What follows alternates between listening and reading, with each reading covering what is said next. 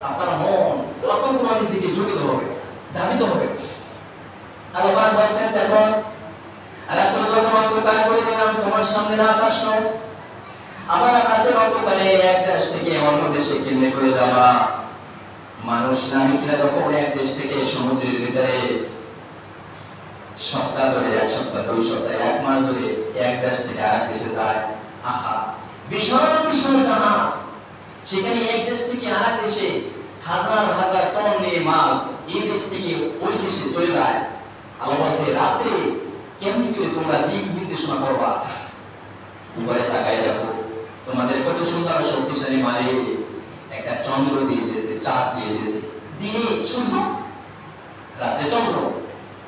সেই চাঁদের আলো দেখে, চাঁদকে দেখে দেখে, চন্দ্রকে দেখে দেখে নাবিকরা পথকে দিক নির্দেশনা করে। সুবহানাল্লাহ। আবার আল্লাহ পাক বলেছেন দেখো এই নাবিকরা কোন জায়গায় যাবে।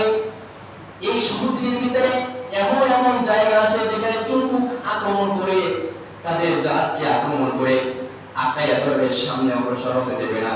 সেজন্য আমি আল্লাহ পাক দিক নির্দেশনা করার জন্য তোমাদেরকে সুন্দর করে এরকমের কি বলে আমরা দিক নির্দেশনা করার জন্য ম্যাপ তৈরি করেছি। আল্লাহ পাক মানুষের মাথার মধ্যে বুদ্ধি দিয়েছেন।